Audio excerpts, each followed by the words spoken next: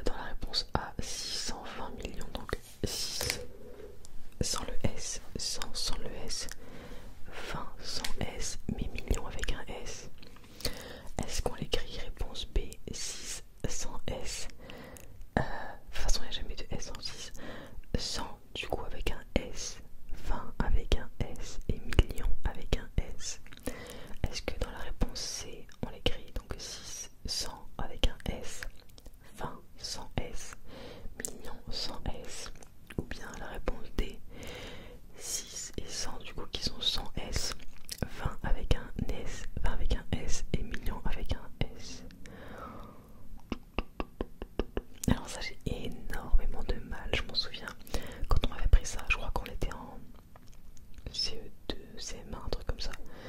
Et j'ai jamais compris les règles liées à ça.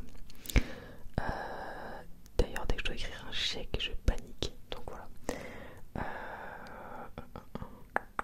620. Bon, après, j'écris pas des chèques de 620 millions tous les jours, hein, bien sûr. 620 millions. Attends, je vais essayer de lire et de voir en lisant ce qui me paraît le mieux, quoi.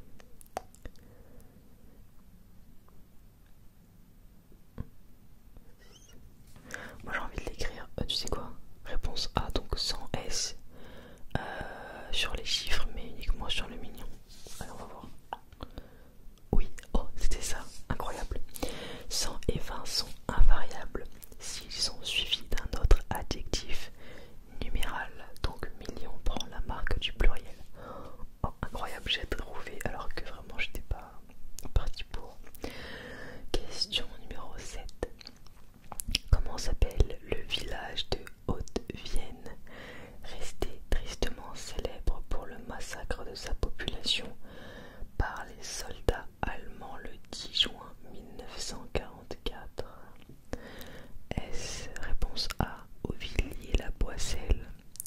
Réponse B, Arnac-la-Poste. Réponse C, Oradour-sur-Glane. Ou bien réponse D, Beaumont-en-Verdunois.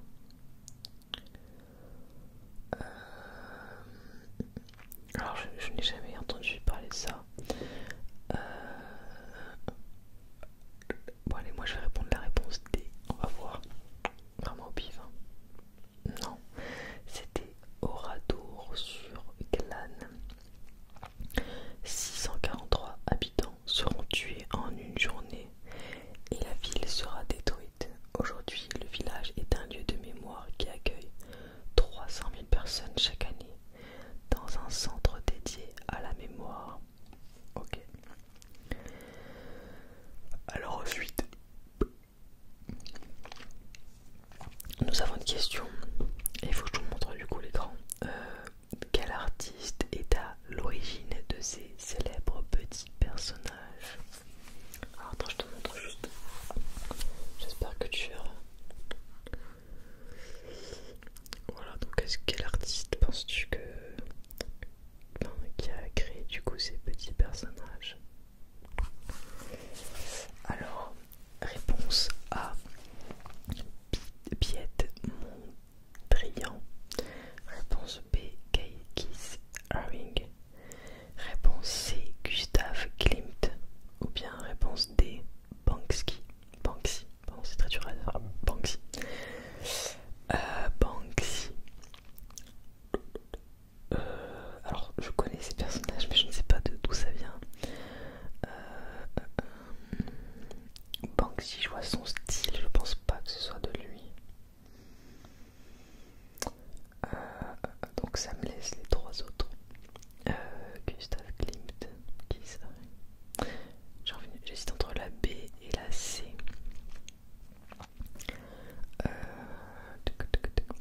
Keith Haring, Gustav Klimt. Voilà, j'ai envie de dire Klimt. Ah non, c'était Keith Haring. Ok, bon tant pis.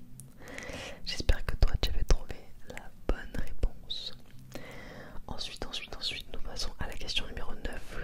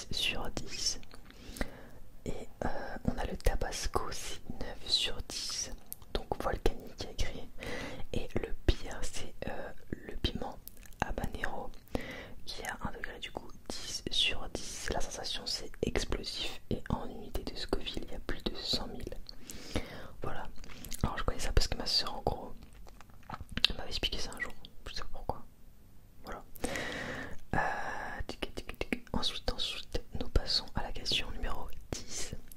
Nous sommes pratiquement à la moitié du coup de ce petit quiz. Alors, laquelle de ces célèbres œuvres d'art est exposée au musée du Louvre? Est-ce la scène avec du coup 22 Léonard de Vinci? Est-ce la réponse B, David de Michel-Ange? Est-ce la Vénus de Milo d'Antioche? Ou bien la jeune fille à la perle de Johann Vermeer? Alors,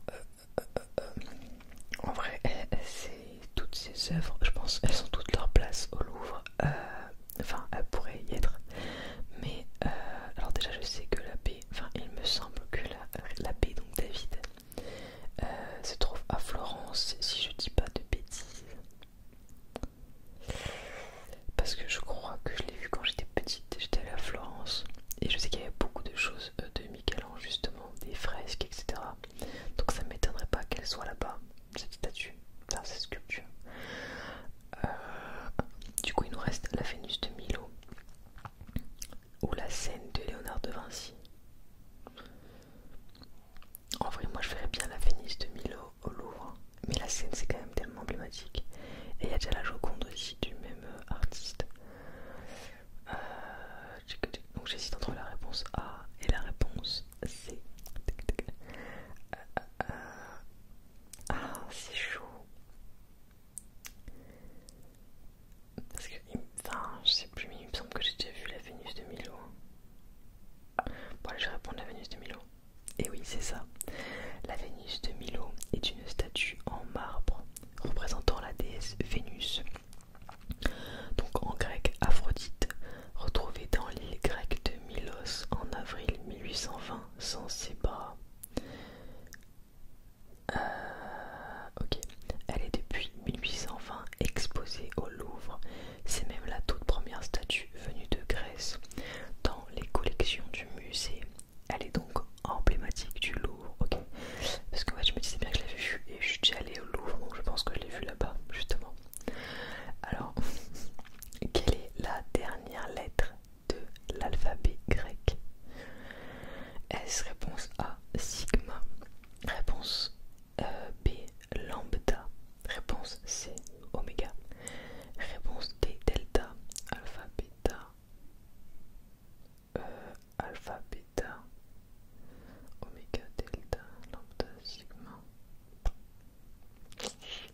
Je ne sais pas.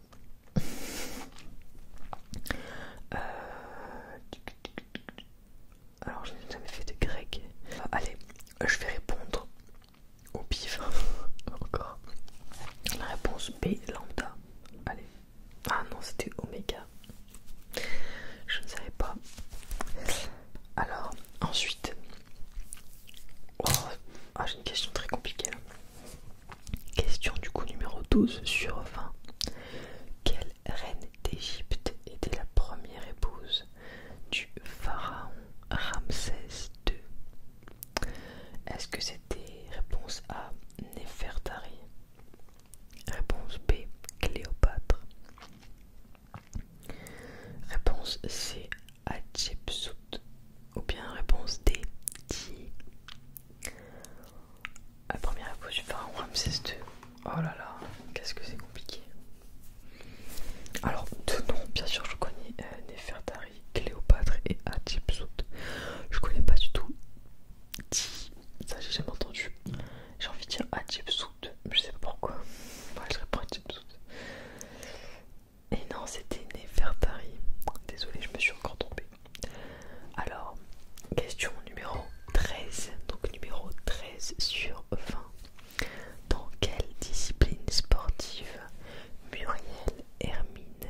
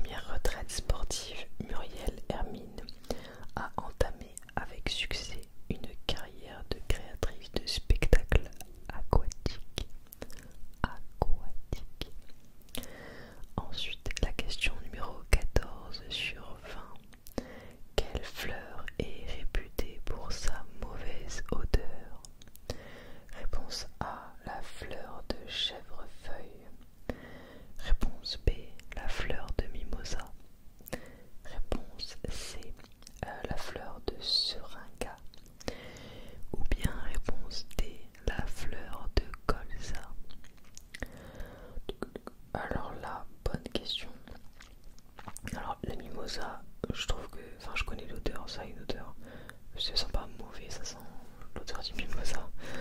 Chèvrefeuille, je m'en souviens plus. Je vois comment c'est esthétiquement, mais je me rappelle pas de l'odeur. Seringa, ça m'évoque rien de bon. Et colza, bah, ça sert à faire de l'huile. Et l'huile de colza, bah, quand tu fais frire un truc, ça a un petit peu quand même une odeur. Du coup, j'hésite entre la réponse C et la réponse D.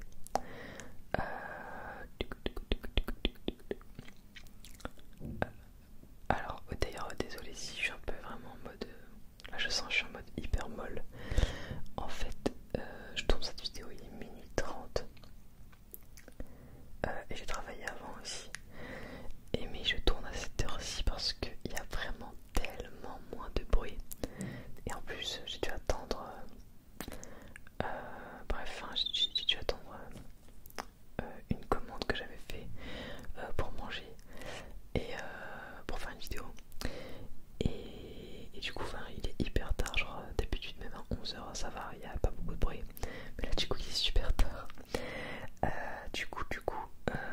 Bon, allez, je vais dire au pif fleur de seringa. Rien que le nom m'évoque pas un truc qui sent bon. Ah non, c'était la fleur de colza. Elles ne sont jamais utilisées pour faire des compositions florales pour la maison.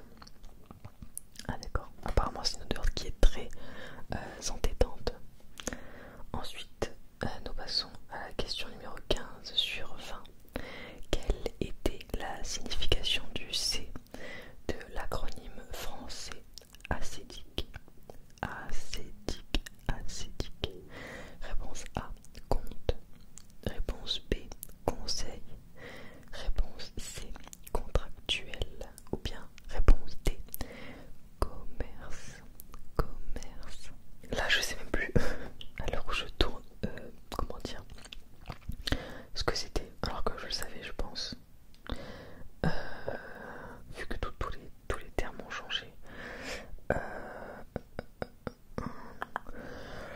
Allez, je vais répondre commerce, mais vraiment pif quoi. Ah oui, c'est ça.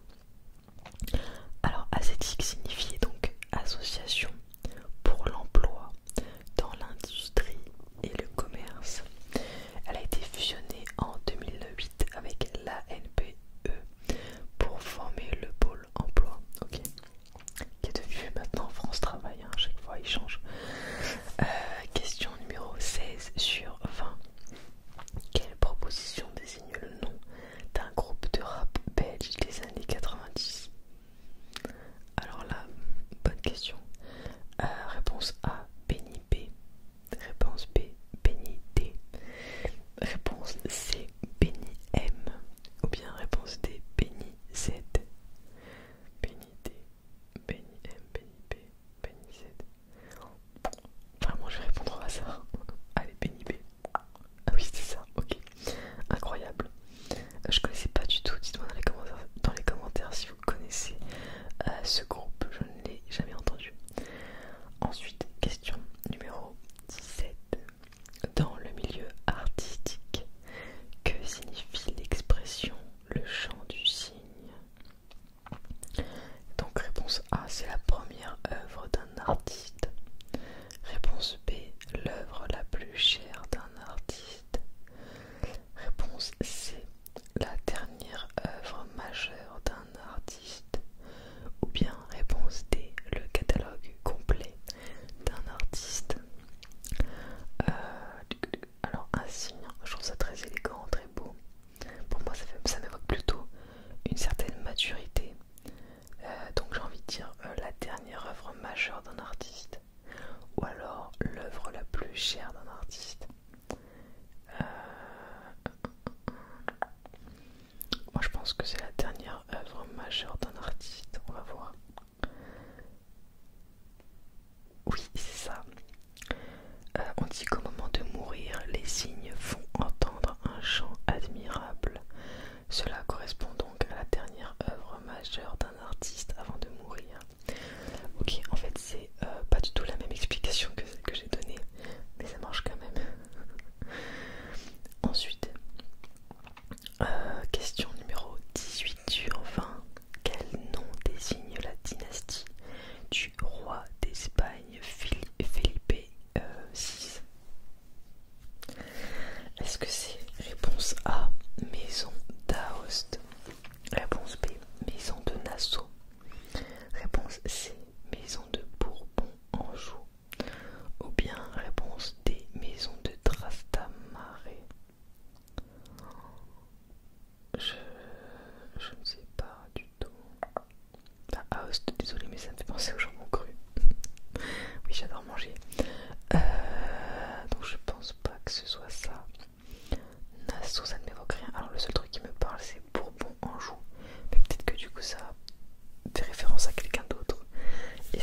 bizarre en Espagne d'avoir un mot aussi français, genre comme le Bourbon, tu vois. Mais Trastamare, ça me dit plus quelque chose. Voilà, je veux dire Trastamare. Et non, c'était Bourbon-Joux. À chaque fois je fais ça. Genre j'hésite entre deux et en fait, bah genre c'est pas le bon sur lequel je clique. Ensuite, question numéro 19 sur 20. Quelle est la thématique du musée Carnavalet à Paris?